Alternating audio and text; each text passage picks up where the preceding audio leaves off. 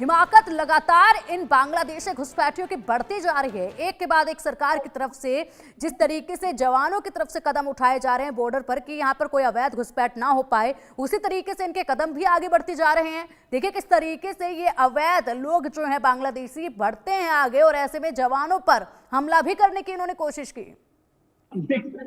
देखिए, बांग्लादेश में घुसपैठ की सबसे बड़ी वजह यह है कि तारबंदी कई जगह न होना। 4000 किलोमीटर का बॉर्डर है भारत बांग्लादेश के बीच में, जिसमें 3200 किलोमीटर के आसपास का जो है वहां बाढ़ लगा हुआ है। 170 किलोमीटर में बाढ़ लगाना मुमकिन ही नहीं, नामुमकिन समझ लीजिए, क्योंकि कहीं पानी है, कहीं नदी है, कहीं खाई है। इसी का फायदा उठाते हैं ये अवैध घुसपैठिए। और सबसे इंपॉर्टेंट बात यह है कि जो दिनाजपुर, दक्षिणी दिनाजपुर में घुसपैठ की कोशिश की है, वो इसलिए कोशिश की है क्योंकि बांग्लादेश जो पश्चिम बंगाल का ऊपर का हिस्सा जो है वो बहुत पतला सा है, जिससे बांग्लादेशी घुसपैठी आए, पश्चिम बंगाल में और फट से वह पूर्णिया में आ गए या बिहार में आ गए। यानी कि 2 बार बॉर्डर क्रॉस करके झट से वो बिहार में आ गए, वो बिहार से पूरे देश में फैल गए।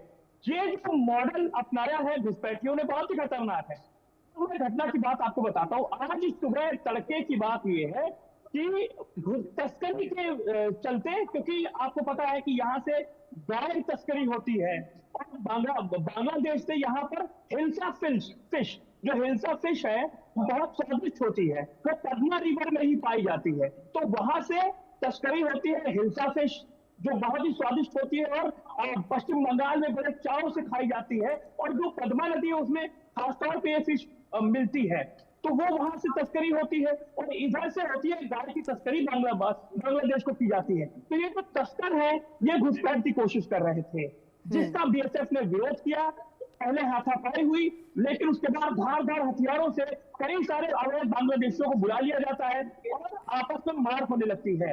इसके बाद जब ज्यादा विवाद बढ़ जाता है तो बीएसएफ को गोली चलानी पड़ती है, जिसके बाद ये लोग भाग खड़े होते हैं। यानी कि भारत बांग्लादेश के बॉर्डर पर आज गोली चली है इतने दिनों बाद, यानी अगस्त से पूरा विवाद चल रहा है और अगस्त के बाद अब फरवरी हो गई है। तमाम वहां पर किस तरीके से आपने देखा कि हिंदुओं को प्रताड़ित किया गया, लेकिन आज पहली बार बांग्लादेश बॉर्डर पर दिनाजपुर के मणिपुर गांव का मामला है, वहां पर गोली चली है। इसका मतलब यह है कि बीएसएफ का जो सब्र था, ये कहे पेशेंस था, आज टूट पड़ा और जिसका नतीजा है कि गोली से जवाब दिया है बीएसएफ ने। और इसके बाद बांग्लादेशी कुछ भाग गए, लेकिन बीएसएफ की तारीफ करनी पड़ेगी कि जवान तो हमारा घायल हुआ, लेकिन जो बांग्लादेशी घायल हुआ था अवैध घुसपैठिया, उसको भी अस्पताल में भर्ती कराया है। क्योंकि सामने जब तोड़ता कोई देखता है बीएसएफ के जवान, उन्होंने देखा तो उन्होंने उसको भी अस्पताल में भर्ती कराया। तो कुल मिलाकर अगर देखें तो मेन मुद्दा जो है वो तारबंदी का ना होना है। और जो प्रोसेस चल रहा है तारबंदी का, उसमें भी अड़चने आ रही, क्योंकि बांग्लादेश कई जगह कह रहा है कि ये हमारी जमीन है, भारत कह रहा है हमारी जमीन है। तो 3200 किलोमीटर के इलाके में तारबंदी हो चुकी है, लेकिन अभी भी 170 किलोमीटर का इलाका है जिसका बांग्लादेशी घुसपैठ ये फायदा उठाते हैं। और खास तौर पर वो इलाका जो मालदा है, दक्षिण दिनाजपुर है, क्योंकि इस इलाके से बांग्लादेशी आते हैं और खत से, यानी कि बहुत पतला इलाका बांग्लादेश पश्चिम बंगाल का है, और वहां से बिहार में इंटर हो जाते हैं। और बिहार में आने के बाद जानते हैं कि बांग्लादेशी घुसपैठियों को पश्चिम बंगाल पुलिस तलाशेगी, बिहार पुलिस तलाशेगी, कैसे ट्रैकिंग होगी, उसके बाद तो पता नहीं है कि बांग्लादेशी किस तरीके से उनका मॉड्यूल चल रहा है, कैसे वो दिल्ली आते हैं, महाराष्ट्र जाते हैं, तमाम जगह वो देश में फैल जाते हैं। ये है तरीका। और सबसे इंपॉर्टेंट ये है कि आज वाकई में बीएसएफ का बांध टूटा और बीएसएफ को गोली चलानी पड़ी है।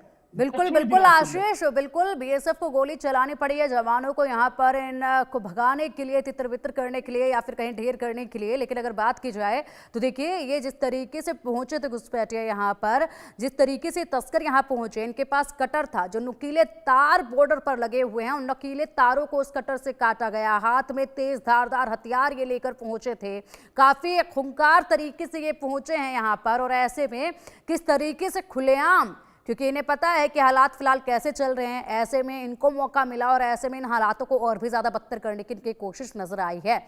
इसके बाद क्या और सीमा पर, बॉर्डर्स पर कदम उठाए जाने चाहिए आशीष, क्योंकि अब जो स्थिति है वो कहीं ना कहीं गंभीर होती जा रही है। देखिए, केंद्रीय गृह राज्य मंत्री नित्यानंद राय जी ने साफ साफ सदन पर रखा है, बताया है कि 4000 किलोमीटर का बॉर्डर है भारत बांग्लादेश के बीच में, और करीब करीब मैंने पहले भी बताया आपको कि 3200 किलोमीटर के बॉर्डर पर फेंसिंग तारबंदी प्रॉपर तरीके से हो चुकी है। 800 किलोमीटर अभी भी बाकी है, लेकिन उस 800 किलोमीटर पर 170 किलोमीटर के एरिया जो है वहां कहीं नदी है। अब नदी के इलाके में आप कैसे फेंसिंग कर सकते हैं? पेट्रोलिंग बोट के जरिए होती है। तमाम अड़चने आती, कहीं दलदली भूमि है क्योंकि सुंदरवन का डेल्टा पड़ जाता है, दलदली भूमि है, वहां आप कैसे तारबंदी करेंगे? कहीं कहीं पहाड़ी इलाका है तो वहां खाई है, वहां आप कैसे तारबंदी करेंगे? तमाम सारे इश्यूज हैं यही जिसकी वजह से कुछ दिक्कतें आ रही हैं, लेकिन पेट्रोलिंग लगातार जारी है। इसी का नतीजा ये है कि जिस तरीके से अवैध बांग्लादेशी जो पूरी तैयारी से आपने बताया जिस तरीके से कटर और तमाम उनके पास हथियार थे, वो जिस ठीक तरीके है, से तस्करी करने आए थे, क्योंकि मैंने आपको बताया कि यहाँ से ठीक है, गाय की तस्करी होती है ठीक है, बांग्लादेश की तरफ, बिल्कुल और बिल्कुल वहां से आती है आशीष, हिंसाफिश जो यहाँ पर बिल्कुल बिल्कुल, ठीक है, पश्चिम बंगाल में बहुत महंगी। ठीक है आशीष, बहुत बहुत शुक्रिया आपका।